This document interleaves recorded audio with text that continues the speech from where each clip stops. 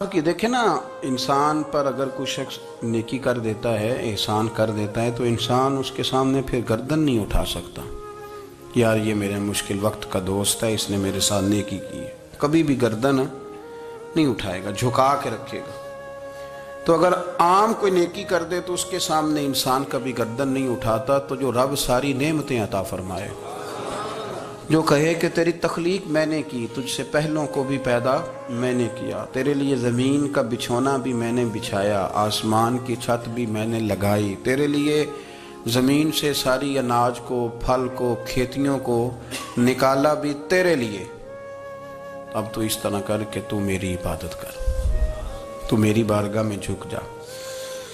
بہت سارے نشے لوگوں کو لگے ہوئے ہوتے ہیں، ہر آدمی کوئی نہ کوئی نشہ کرتا ہے، کوئی دولت کا کرتا ہے، کوئی شہرت کا کرتا ہے، کوئی اپنی تعریف کا نشہ کرتا ہے، دو چار لوگوں سے تعریف سن کے مطمئن ہو جاتا ہے۔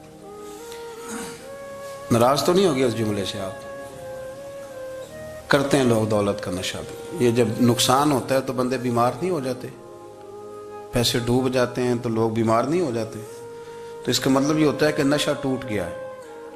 اب بہک ہوئے ہیں نا تھوڑے سے تو کانپتے ہیں، تڑپتے ہیں، پریشان۔ نشئی اسی طرح ہی کرتا ہے نا، نہیں ملتا تو پریشان ہوتا ہے۔ یہ سارے نشے ہیں، مختلف قسم کا نشہ۔ ہم مانتے نہیں اس بات کو، تسلیم نہیں کرتے، کیونکہ تسلیم کرنا بڑا مشکل کام ہے۔ اس کے لیے تو بڑی ساری چیزیں جو ہیں وہ دبوچ کے اور بڑی سارے رستے پھلانگ کے آنا پڑتا ہے، تو بڑا مشکل ہے ماننا، ورنہ کرتے ہیں ہم، ہمارا مزاج ہے۔ یہ گھومنے پھرنے کا، دنیا دیکھنے کا بھی ایک نشہ ہے، یہ بہت ساری باتیں کرنے کا بھی ایک نشہ ہے، گپ شپ کا بھی ایک نشہ ہے۔ دو چار لوگوں کی جب تک پگڑیاں نہ کھول لیں، بعض لوگوں کو نیند نہیں آتی۔ یہ غیبت کا، چغلی کا، بددیانتی کا، یہ بھی ایک نشہ ہے۔ اس پر ملا رومی رحمۃ اللہ نے بڑا کلام لکھا ہے، وہ کہتے ہیں مانگ کے کھانے کا بھی نشہ ہے، مانگ کے کھانے کا بھی نشہ ہے۔ وہ کہتے ہیں کہ ایک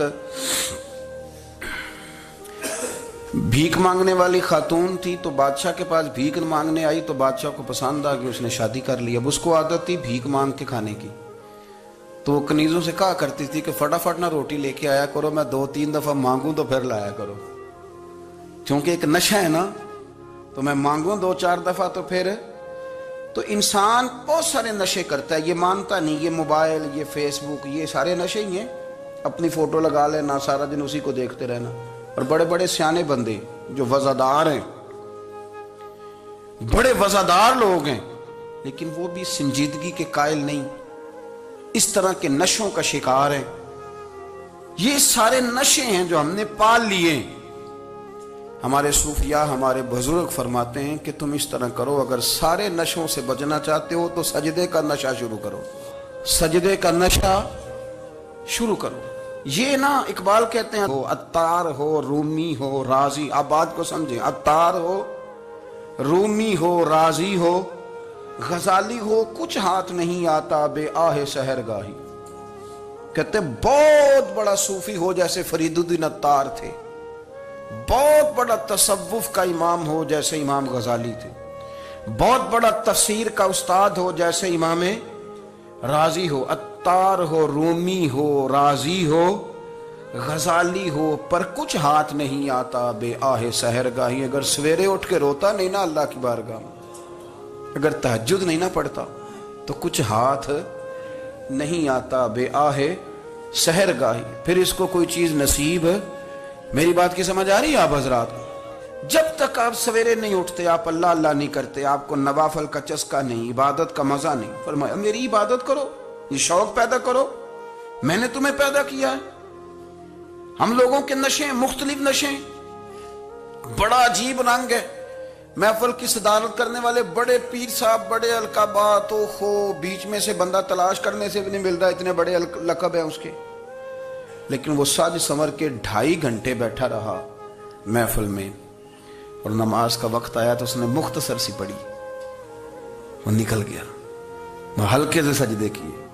اتنا بڑا عشق رسول، نعت خواں، ہو کیا بات ہے، اور عشق رسول کا بہت بڑا پیغامبر، بہت بڑا مبلغ، وہ بیچارہ سمجھ ہی نہیں سکا کہ اللہ کے رسول نے فرمایا تو نماز پڑھ میری آنکھیں ٹھنڈی ہو جائیں گی۔ تو یہ نشے کے عادی تو ہیں پر حقیقت کے قائل نہیں ہیں.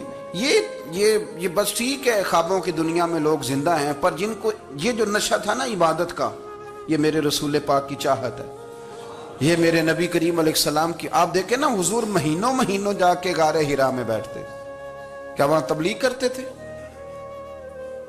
کوئی کتاب لکھتے تھے؟ رسول کریم علیہ السلام مہینہ رہتے غار حرا میں. کوئی نہ مجھے دیکھے، کوئی نہ مجھے ملے. حضور یہاں کیا ہے؟ فرمایا میں اپنے رب کی عبادت کروں گا.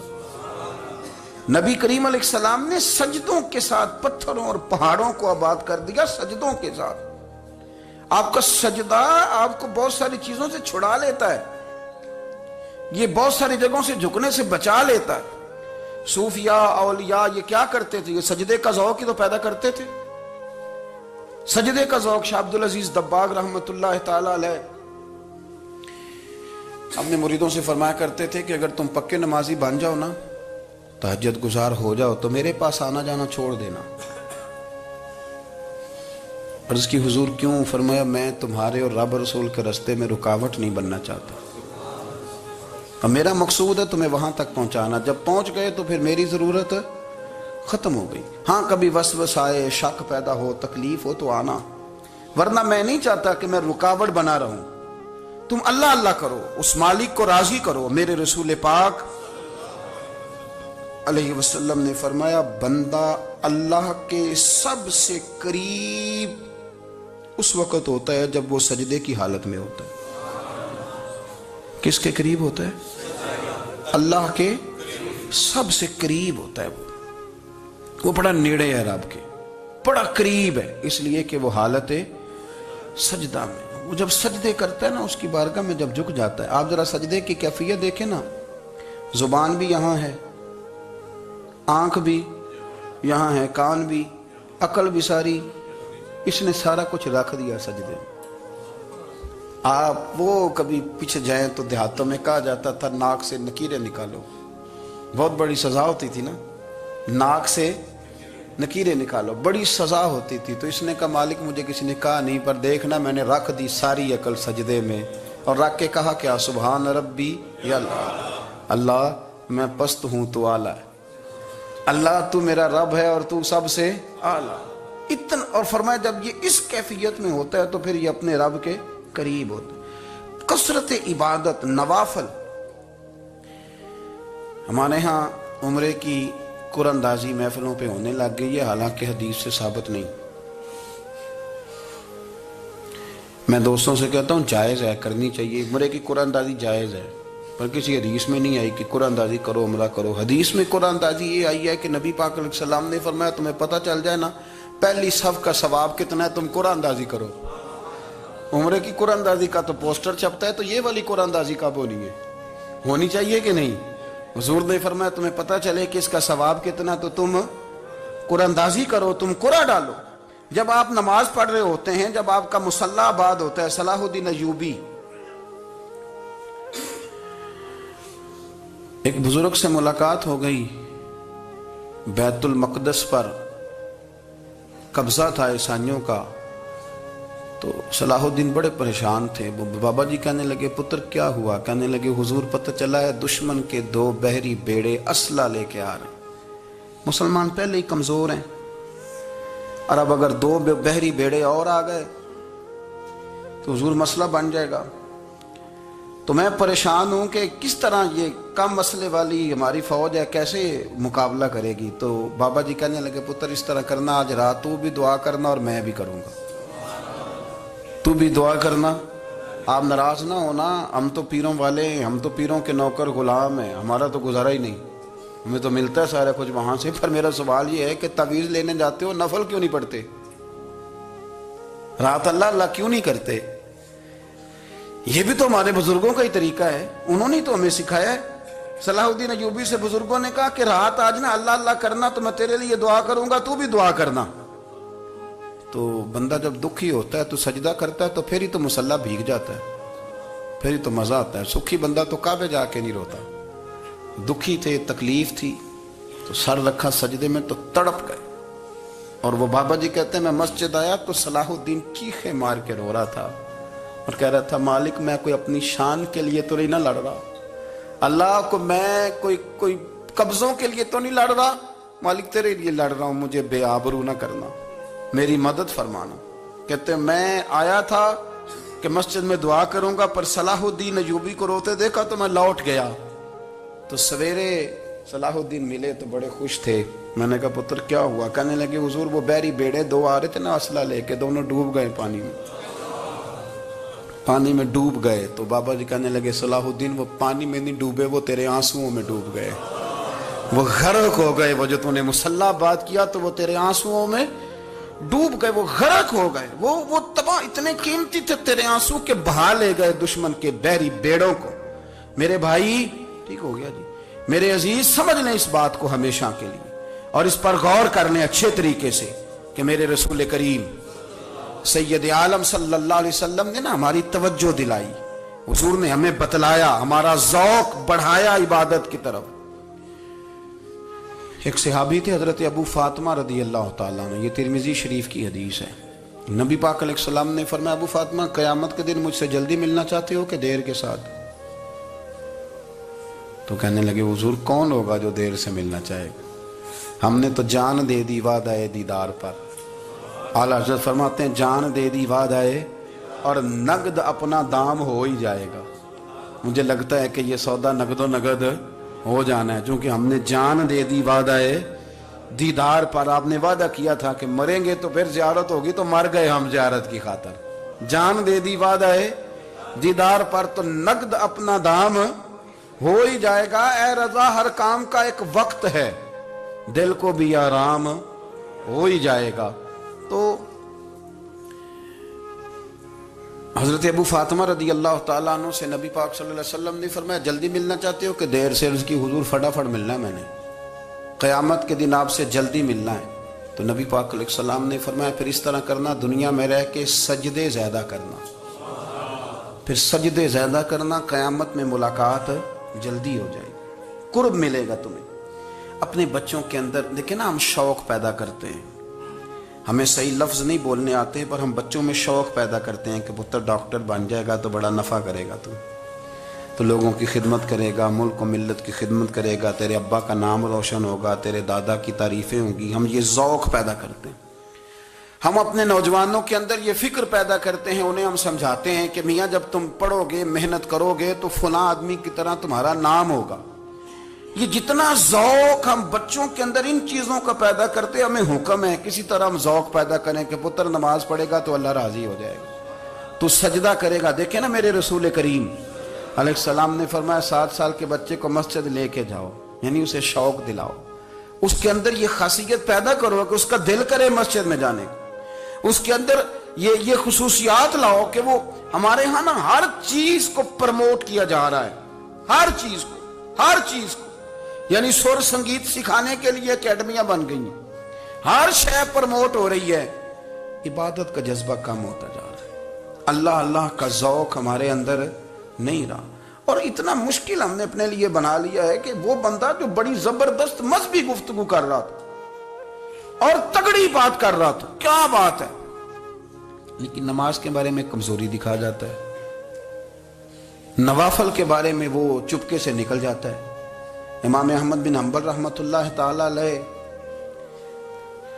مسند امام احمد بن حنبل 14 جلدوں میں ہے مارکیٹ میں، اور مجھے تو خیر پسندی بڑی ہے، میں نے تو کئی دفعہ پڑھی ہے، اور کیا بات ہے امام احمد بن حنبل کی، کیسے تگڑے قسم کے محدث تھے، اور اللہ نے کتنا انہیں اعزاز عطا فرمایا ہوا تھا۔ یہ کوڑے بھی کھاتے تھے دین کی خاطر، سارا کرتا لہو سے بھر بھی جایا کرتا تھا، بڑا اعزاز والا شخص تھے، بڑے اعزاز والے، حدیثیں جمع کرنا، حدیثیں لکھنا، حدیث پڑھانا، سارا دن رہتے تھے، کہہ سکتے تھے کہ میں کر تو رہا ہوں کام، اور حدیث بھی موجود ہے کہ عالم عابد سے افضل ہوتا ہے، پر اس کے باوجود امام احمد بن حنبل رحمۃ اللہ علیہ 300 نفل فرض نمازوں کے علاوہ پڑھا کرتے تھے، 300 نوافل روز پڑھا کرتے تھے۔ ان کے بیٹے نے کہا ابا جی مکان خریدنا ہے تو کوئی جگہ کہاں کر کے لوں، بہت ساری آبادیاں، تو فرمایا پتر وہاں لینا جہاں مسجد قریب ہو۔ میرے رسول کریم سید عالم صلی اللہ علیہ وسلم اتنا پسند کرتے مسجد کو، اتنا پسند کرتے نماز کو کہ رسول کریم صلی اللہ علیہ وسلم تہجد کی نماز بھی پڑھتے، پھر حضور فجر کی نماز بھی پڑھتے، نبی پاک وتر کو الگ کر کے پڑھتے، عشاء کے ساتھ نہیں پڑھتے۔ یہ تو ہم اس لیے اجازت دی ہمارے بزرگوں نے کہ بعد میں اٹھے گا کون علیحدہ وتر پڑھنے کے لیے، عشاء کے ساتھ پڑھ لیں۔ وتر پڑھتے، تہجد پڑھتے، فجر پڑھتے، اشراق پڑھتے، چاشت پڑھتے، پھر مغرب کی نماز کے بعد 6 رکعت اوابین پڑھتے، پھر رات کو صلاۃ اللیل پڑھتے۔ سیدہ عائشہ صدیقہ کہتی ہیں زمانہ سو جاتا اور میرے رسول مصلی بچھا کے کھڑے ہو جاتے۔ او یار، کھیتی باڑی کر کے نہیں، محنت مزدوری کر کے نہیں، جناب عائشہ کہتی ہیں میں یہ بھی دیکھتی کہ حضور ایک آیت شروع کرتے تو ساری رات اسی کو پڑھتے، اور میری نظر جاتی تو قدم مبارک پہ ورم آ جاتا۔ یار نماز پڑھ کے اتنی مشقت کر کے، اتنی جد و جہد کر کے ورم آ گیا، یا رسول اللہ اتنی محنت کیوں کرتے ہو؟ فرمایا افلا اکون عبدا شکورا، کیا میں اپنے رب کا شکر گزار بندہ نہ بنوں؟ صحابہ کا ذوق عبادتوں کا، ریاضتوں کا، تلاوتوں کا، طبیعت ہے ان کی، وہ ایک دوسرے کو، حضرت مولا علی شیر خدا کرم اللہ تعالی وجہہ الکریم کے زمانے میں روم کے بادشاہ نے کہا یار یہ مسلمانوں کا پتہ تو کرو، یہ آخر کیوں اتنے زیادہ مجاہد ہیں؟ اس زمانے میں جاسوس بھیجنے کا مزاج تھا، اب تو جاسوس پکڑا جاتا ہے، اب تو جاسوس ہے، اور جاسوسی کا شوق ویسے آج بھی ہے۔ عرض کروں تھوڑی سی بات اس عنوان سے، پتہ کیا ہمارا مسئلہ ہے؟ ہم جہاں جاتے ہیں نا وہاں تھوڑی خوشبو سونگھنے کی کوشش کرتے ہیں، وہ کیا ہے تو یہ کیا ہے تو ادھر کیا ہے تو تھوڑا سا ادھر کیا ہے۔ میرے رسول پاک پڑھیے درود شریف، سارے پڑھیے ذرا زور سے، صلی اللہ تعالی۔ نبی پاک علیہ السلام نے فرمایا جاسوسی نہ کرنا ورنہ تم بندوں کو خراب کر دو گے، اور فرمایا اس طرح نہ ہو کہ تم کسی کے اب کھول نہ نکلو تو تمہارے پہلے کھول جائیں۔ یہ جو ذوق ہے نا یہ ختم کریں، چھوڑیں، مطلب آپ کس چکر میں پڑے ہوئے ہیں؟ اتنی زیادہ توجہ کرنے کی کیا ضرورت ہے؟ نے کام سے کام رکھیں، اس میں بندہ تھوڑا سا نا آسان رہتا ہے۔ یہ جو بہت زیادہ ٹٹولنے والے لوگ ہوتے ہیں نا وہ بےچارے پھر عمر ٹٹولتے ہی گزار دیتے ہیں، اس لیے کہ مزاج ہی بہت پکا ہے، بوری کا منہ کھول کے اندر تک ہاتھ ڈالنا، تو پھر کئی دفعہ سامنے سے بچھو بھی لڑ جاتا ہے، خرابی ہوتی۔ تو جاسوسی کی جاتی تھی، اس نے بھی جاسوس بھیجے، کیونکہ قبیلوں کے لوگ تھے، کچھ مسلم کچھ کافر، پہچانے نہیں جاتے تھے لوگ، تو کچھ لوگ اس نے بھیجے، انہوں نے آ کے نا تحقیق کی، ریسرچ کری کہ آخر ماجرا کیا ہے، تو واپس جا کے انہوں نے رپورٹ دی نا روم کے بادشاہ کو۔ اس رپورٹ کا ایک جملہ بڑا شاندار ہے، وہ کہنے لگا بادشاہ ہمیں مسلمانوں کی کوئی سمجھ نہیں آئی، ہمیں کوئی سمجھ نہیں آئی۔ انہوں نے کہا کیوں نہیں سمجھ آئی؟ کہنے لگے یار عجیب بندے ہیں، جب رات مصلی پہ بیٹھتے ہیں تو یوں لگتا ہے ان کا دنیا سے رشتہ ہی کوئی نہیں۔